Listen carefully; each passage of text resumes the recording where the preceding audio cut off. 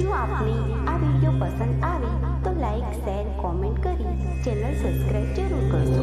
બોલો વહાણવટી સિકોતેરે માતની જય.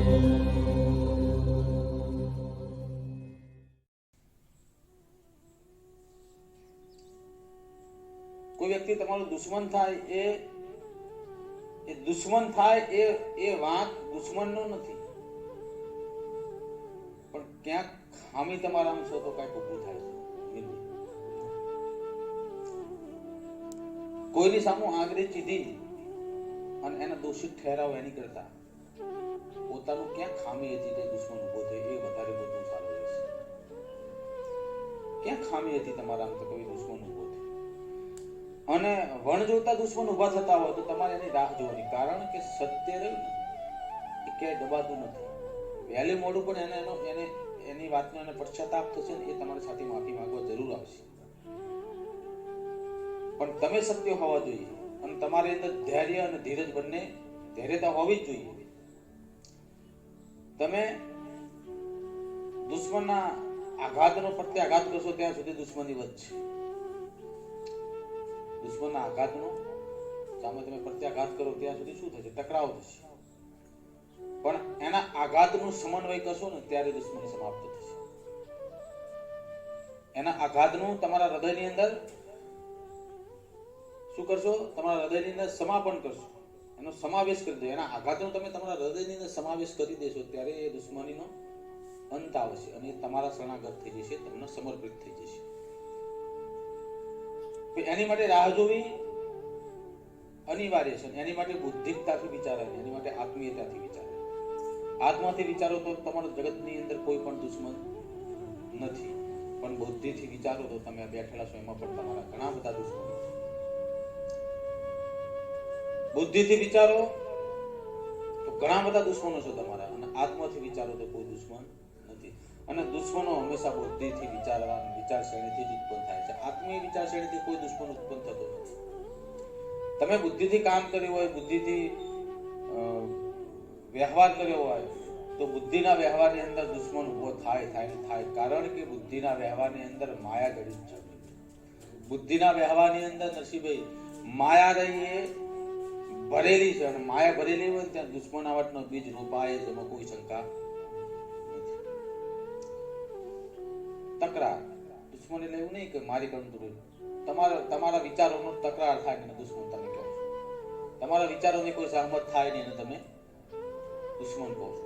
એટલે વૈચારિક તકરાર, આ વૈચારિક તકરાર રહી એ રહી તમે દુશ્મનાવટ ગણો છો. પણ એ પણ સમાપન થઈ જાય તો સમજી લેવાનું કે તમે પરમ ગતિને પ્રાપ્ત કરી રહ્યા છો. એનાથી મોટી પરમ ગતિ કોઈ છે જ નહીં. બીજી વાત કે માણસ ઓળખાય છે ને એ એના વાણી વર્તન વ્યવહારના વચનથી ઓળખાય છે. વચન એનો મોભો છે, વચન એનું વજન છે. અને વચન જેવું વજન જો તમારામાં નીકળી જાય તો તમે હલકા બની જાઓ. વચન જેવું વજન છે તમારું, વચન જે તમારી નક્કરતા છે. એમ કહેવાય કે ધાતુ ખરી પણ એમાં સોનું અલગ પડે ને. ધાતુમાં તો ઘણું બધું આવે છે, લોઢું પણ ધાતુમાં જ આવે છે, પણ સોનું ધાતુની અંદર શ્રેષ્ઠ ધાતુ ગણાય. એમ શ્રેષ્ઠતા એ શું છે? એની ચમક રહી ને એ બદલાતું નથી, એનો રંગ બદલતું નથી, એટલે એને શ્રેષ્ઠ ગણવામાં આવે છે. એમ માણસ બોલ્યા પછી બદલાય નહીં ને પછી એને શ્રેષ્ઠ ગણવામાં આવે. બાકી લોઢા જેમ હવા આડે કાટ ચડી જાય ને એ માણસ ના કહેવાય. વાતે વાતે બદલાય એને માણસ કહેવાય નહીં. એટલે વચનથી માણસ ઓળખાય છે, વચનથી એની કેરેટ થાય છે. નથી કે આટલા કેરેટનું સોનું હોય, તમે સોનું લેવા જાવ એમ તો કેરેટ જોવો છે. નસીબ કેટલા કેરેટનું, એની સત્યતાની અંદર પણ કેરેટ આવે છે. સોનું બદલાતું નથી, સોનાના કાટ ચડતો નથી, એ એવું ને એવું જ રહેશે. એટલે એની કિંમત છે, એનું મૂલ્ય છે. એમ માણસ જ્યારે બદલાય નહીં અને માણસની કિંમત એવી ને એવી રહે, માણસ જ્યારે બદલાય નહીં, એનું વચન બદલાય નહીં, ત્યારે સોના સમાન બને. ત્યારે લોકો એને ઘરેણા સ્વરૂપે ધારણ કરે છે, ત્યારે એનું મૂલ્ય વધે છે. બાકી હવા લાગન કાટ ચડી એ થઈ જાય તો પછી એની કોઈ વેલ્યુ રહેતી નથી. એને હંમેશા પછી એને લોઢા તારને ટીપાવાનું જ આવે. ઈ જ આવ ઘરેણું ના બની જાય, કોઈને વાઢવાનું બની જાય. કોઈનું શોભાયમાન ના દાંતી બનાવ, કોઢી બનાવ, દાંતરડું બનાવ, બસ વાટ્યા કરો. અમીરભાઈ કા મારવાનું બની શકે, પણ કોઈના હૃદયનો હાર, કોઈના શરીરની શોભા અને કોઈના માથાનો મુંગટ ક્યારે લોઢું બની શકતું નથી. એ તો ફક્ત સોનું જ બની શકે, કારણ કે સોનામાં એક ગુણ છે, બદલાવાનું નહીં વચન. એટલે માણસની અંદર પણ એવો ગુણ હોવો જોઈએ કે બદલાય નહીં ને વચન એ રહે ને તો એ કોઈના માથાનો મુંગટ બની શકે, એની વેલ્યુ વધી શકે, એનું વજન વધી શકે. અને સમાજની અંદર જે સોના સમાન વ્યક્તિઓ છે ને એના જ વજન છે. બાકી વાતે વાતે ફરી જાય એનું કાંઈ નહીં, એની પેઢીઓ ડૂબી જાય. માટે વચનના પાકારો, વચન ફરે નહીં. કારણ કે વચન ઉપર તો ઘણા બધા ઇતિહાસો રચી ગયા છે. વચન ઉપર તો ઘણા બધા ઇતિહાસો રચી ગયા છે અને વચન ઉપર જ માણસની ઓળખાણ છે. કોઈ વચન થયું ને એને સ્વીકારી લેવાનું, એની પાસે પછી મનના અને બુદ્ધિના માપદંડો ઘોડા છોડવાના હોય નહીં. વચન એટલે મજબૂતાય, વચન એટલે લોક કહેવાય, વચન એટલે બદલાવું નહીં, દુનિયા થઈ જાય. પોતાના અસ્તિત્વના ચમકતું રાખવા માટે વચનમાં માણસ વચનશીલ રહે તો જ એનું અસ્તિત્વ રહે, એની ઓળખાણ રહે, એનું વજન રહે, એનું જે ઘર રહ્યું ને એ ઉજાગર રહે. ફલાણું કરે કે ભાઈ ખાનદાનીનો મતલબ શું થાય? ખાનદાનીનો મતલબ એમ કે વચનમાં રહેલા માણસ હોય ને તાને ખાનદાની નામ પાછળ લાગે, નહીં નામ લાગતું નથી. ખાનદાનીનું કે કોણ કે ખાનદાની ઘરનો મતલબ જ એવું થાય કોઈ બોલ્યા પછી બીજું બોલે, એને ખાનદાની કહે. ગમે તેટલા પિત્તળ પીળું હોય તો એ સોનું બની શકતું નથી, એ પિત્તળ જ રહે. ગમે તેટલું પીળું હોય પણ એ સોનું બની શકતું નથી, પિત્તળ જ રહે. એટલે પિત્તળ ના બનશે, સોનું તો સોના જેવા બને. સમાજની અંદર પોતાના વચનનો મલાજો અને મર્યાદા રાખતા શીખો, કારણ કે દુનિયા વચન ઉપર હાલે છે. અને આ દુનિયાની અંદર જે મોટા સંત પુરુષો થઈ ગયા કે મોટા રાજા મહારાજા જેના નામ અમર છે એ વચન થકી અમર છે. તમે બતાવો જેના અમર છે એની પાછળ વચન એક મહત્વનો ફાળો ભજવી ગયો, જેને વચન છોડ્યું નહીં ને એ અત્યારે અમર છે. રામ અમીરભાઈ એમને પોતાના બાપના વચન ખાતે કઈ આપેલું વચન અમીરભાઈ, અને એ વચનના ખાતરને 14 વર્ષ વનવાસ ભોગવ્યો અને એના કારણે રામ અત્યારે હાલમાં જીવિત છે બધાના હૃદયની અંદર. એમ વચન થયું એ ફરાય. બીજી વસ્તુ રામ કે માણસ આપ ખુદ બની ગયો છે, પોતાનું જ વિચારતો બની ગયો છે, પોતાના જ સિવાય બીજું કઈ દેખાતું નથી. એવી આગળી પટ્ટી તો હંમેશા કાઢી જ નાખવી, કારણ કે આ દુનિયાની અંદર જેટલા યુદ્ધો થયા છે ને એ પોતાની વિચાર શક્તિ અને પોતાનો મહાન બતાવવા માટે જ થયા છે. માણસોનો નરસંહાર થાય છે એ કઈ વસ્તુ પર થાય છે? પોતાનું વર્ચસ્વ જાળવી રહેવા માટે હજારો માણસોનો કત્લ કરવાનો, આ કેનો ન્યાય છે? વર્ચસ્વ અને હંમેશા યુદ્ધ વર્ચસ્વની લડાઈના જ હોય છે. યુદ્ધ ક્યારે સમાપનના સમાધાનના હોતા નથી. સમાધાન નથી ના યુદ્ધ, સમાધાન મતલબ પૂર્ણાહુતિ થઈ જાય છે. પણ વર્ચસ્વ જ્યારે સમાધાન થઈ જાય, પણ હું મોટો હું કહું એ સાચું, ત્યારે અહંકાર ઉત્પન્ન થાય, પછી યુદ્ધ થાય એની અંદર સત્યતા પીછાઈ જાય છે. અત્યારે દુનિયાનો એક ખૂણો હળગી રહ્યો છે. આમાં હજારો માણસો ને હજારો બાળકો ને હજારો બાપ માના દીકરાઓ હોમાઈ રહ્યા છે. આ એક વર્ચસ્વની લડાઈ છે. ખરેખર આ માનવતાનું દહન થઈ રહ્યું છે. અને આની અંદરથી ઘણું એક યુદ્ધ થાય ને, યુદ્ધની અંદરથી શીખવાનું હોય છે. યુદ્ધની અંદર પક્ષ લેવો ને એ મૂર્ખતા છે. અમીરભાઈ પેલાના પક્ષમાં ઉભા આ પક્ષમાં ઉભા એ મૂર્ખતા. યુદ્ધ થાય એટલે એની અંદરથી શીખ લેવાની તો ભરીને આવું થાય ને એની માટેના કારણો શું હતા, પરિસ્થિતિ ઉત્પન્ન થઈ. કોઈ પણ વ્યક્તિ બે વ્યક્તિ વચ્ચે ઝઘડો થયો એની પાસેના કારણો શું હતા, તો એની પાસેની આ પરિસ્થિતિ ઊભી થઈ. તો આવું આપણે જીવનની અંદર થાય તો આપણે કયું ડગલું ભરું તો આમાં સમાધાન થાય, એમાંથી ઊંડી શીખ લેવાની. વર્ચસ્વની લડાઈ રહી ને એ તમને અધોગતિ તરફ લઈ જાય છે. જંગલી પણ વર્ચસ્વ કાંઈ નથી, એ પોતાનું એક અહમ છે. પોતાની જાતના મહાન ગણવા માટે જે વ્યક્તિઓ વર્ચસ્વની લડાઈ માટે બીજા લોકોના કચડી જાય છે ને એ ખરેખર મૂર્ખતા ભર્યું કામ છે. એટલે ક્યારે પણ પોતાના અહમ માટે, પોતાના વર્ચસ્વ માટે ક્યારે પણ દગો ના કરવો, ક્યારે પણ એનું અહિત કરવું નહીં, કારણ કે એની મોટા મોટી મૂર્ખતા છે ને એનું પરિણામ મળ્યા વગર રહેતું નથી. કુદરત ક્યાંક ના ક્યાંક એનું પરિણામ એમને આપી દે છે. આ નાની નાની વાત કહું છું. તમારી પોતાની વર્ચસ્વની લડાઈઓ એમાં તમે બીજા 5 માણસને હોમી દો ને એ તમારી કેટલી મૂર્ખતા છે. વર્ચસ્વ તમારું હતું, 5 નું શું ગુનો? નિર્દોષતાનું નિર્દોષનું શું? પછી પાછા એ નિર્દોષ ન કરે આને શું કરજો ભગવાને કેવું છે ના, એ તો એનો ન્યાય રહ્યો ને. ભગવાન એના સમયચક્રના આધીન આપો છો. ગોઠવણ હોય. તમે એવું ના માનશો કે આનો આટલો બધો સારો માણસ હતો આને આટલું દુઃખ ના આને આટલું શા માટે? ભગવાન ક્યાંય નથી ગયો. ભગવાન અહીં છે, પણ એ પણ સમયચક્રની અંદર બધાને જાય છે. તાત્કાલિક ત્વરિત ન્યાય મળતો નથી. એની ગોઠવણી પ્રમાણે બધું મળે, અને ગોઠવણી પ્રમાણે મળે ને એટલે તમે એની કલ્પના ના કરી શકો, એને નકારી ના શકો, એને પામી પણ ના શકો. ત્યારે પાછા તમે જયારે ન્યાય મળતો હોય ત્યારે તમે એનો જીવ બાળતા હોય. ભગવાન ત્યાં શું ગુનો કર્યો તો ત્યાં આવું કર્યું, એ તને નથી ખબર. સમયચક્રની અંદર થઈને આવેલી એને ખબર હશે કે તમે એના નસીબ તમારી તાકાત નથી, એટલે એને સમજવાની પણ તાકાત નથી. ભગવાને જે કઈ અહીં મૂક્યું છે, સુખ અને દુઃખ અને સમયચક્રની અંદર જે પણ પરિસ્થિતિ મૂકી છે, પરિસ્થિતિ બિલકુલ એક પણ એમ કહેવાય ને કે એક પણ તરખા જેટલી પણ વધારે કે ઓછી નથી. બધું માપદંડ પ્રમાણે છે, પણ તમે સમજી શકતા નથી એટલે ભગવાનનો વાંક કાઢો. તમે સમજ શક્તિની બહાર છો ને એટલે તમે ભગવાનનો વાંક કાઢો છો. સમજ શક્તિની બહાર છો તમારે, એના કારણે તમે એમ કહો છો કે આને શું ગુણ, તમને દયા આવે છે, જીવ બોલે છે. આ બધું શું છે? તમે સમજી શકતા નથી એટલે જીવને દયા આવે છે.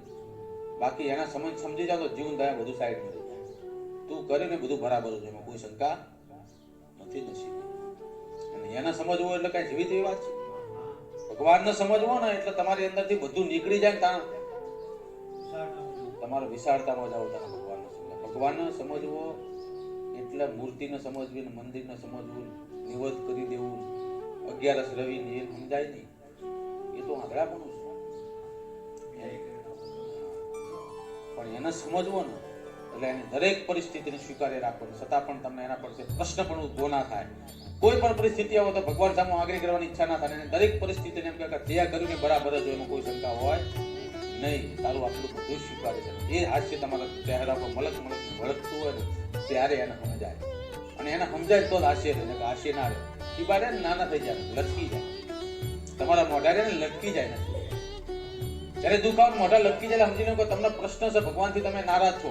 પણ દુઃખ આવે હસતા હોય તો સમજી લો કે ભગવાનથી તમે પ્રસન્ન છો, અને તમે એને સમજી લીધો છે કે ભગવાન આ તારી કૃપા છે અને આ તારું દુઃખ છે, એમાં મારો સ્વીકાર લેવાનું. દુઃખ આવે છતાં પણ હાસ્ય તમારા ચહેરા પર રહેતું હોય તો સમજી લેવાનું કે તમે ભગવાનને પામી ગયા.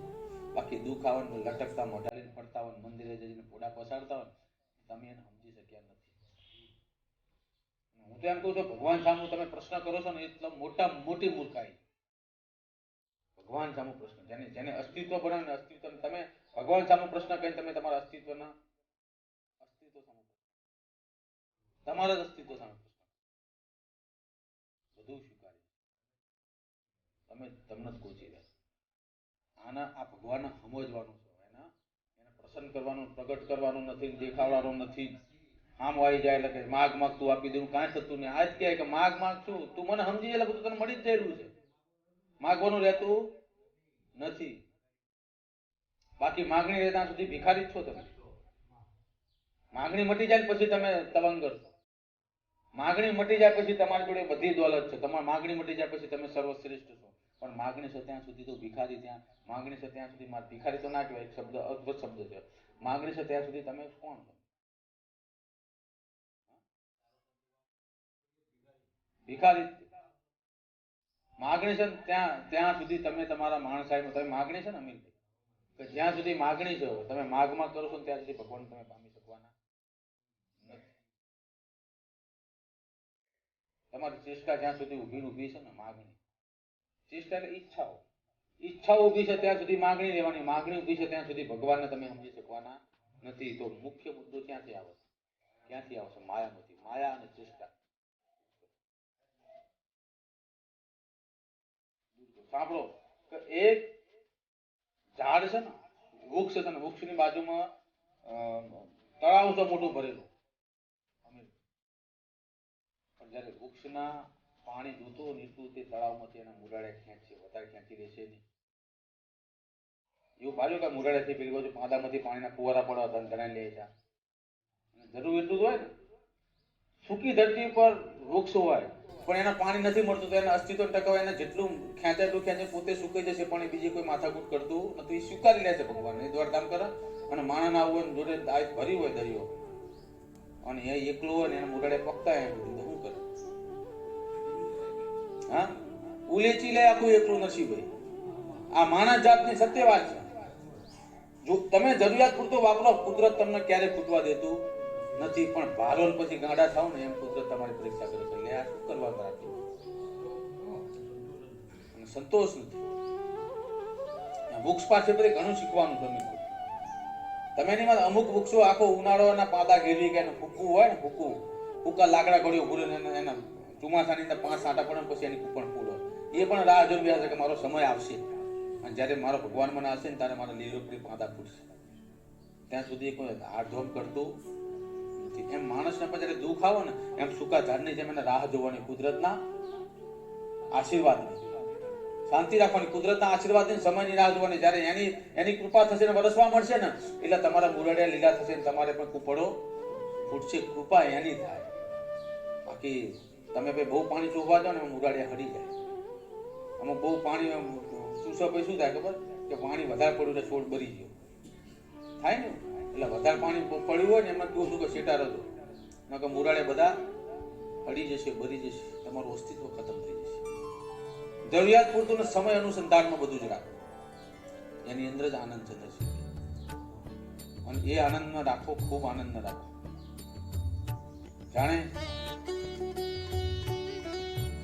માણસનામાં ભણતર કરતા હવે સત્યની ધાર્મિકતાની વધારે જરૂર છે. ભણતર તો તમે એમ કહેવાય ને કે તમે મોટી ડિગ્રી લઈ લો પણ આ સત્યતાની ઉણપ રહી જાય છે. એનું શું કરવાનું? વચનની ઉણપ રહી જાય છે. માણસ રહ્યો નથી, ઘરનો થઈ ગયો, એકતા રહી નથી. આ બધી ઉણપો પેદા થાય પછી ભાગલા પડે ને. એમને ભાગલા પડતા પહેલા માણસ ભણેલો નતો પણ એની એકતા એની લાગણી ને એટલી બધી વિશાળ હતી કે એના ત્યાં આવેલો માણસ હોય, રાતે ખાવાનું ના હોય પણ એના ત્યાં એના ખાટલો ને ઓટલો રોટલો બધું મળતું. પણ અત્યારે આવનારા જ ઉઠા થઈ ગયા છે અને રાખનારા જ ઉઠા થઈ ગયા છે. પેલા આવનારા હતા ને એ ખરેખર કઈક મજબૂરીથી આવતા હતા કે મને રાત રવા દો, અને અત્યારે કામ નથી કરવું એ હાલે. પરિસ્થિતિ બે બદલાની છે, કોઈ એક તરફ નથી નસીબ, બંને પરિસ્થિતિ બદલાની. પેલા માણસ મજબૂરીથી આવતો હતો કે ભાઈ મારું મહેમાન ગતિ જોઉં છું, મારા હાથે હાલીને જતા હતા કે રાત પડી ગઈ મારે રાત રહું છું, એની મજબૂરી હતી. અને ત્યારે માણસ રાત રાખતો હતો. એનો એક રોટલો બનતો તેમાંથી ફાળે એને ખવડાવીને મહેમાનને આગતા સાગતા કરીને વાતો ચીતો કરતા. અને અત્યારે એ નથી. અત્યારે પૈસા છે, ઘરે ખાવાનું ઘણું બધું છે, પણ આવનારો જૂઠો છે.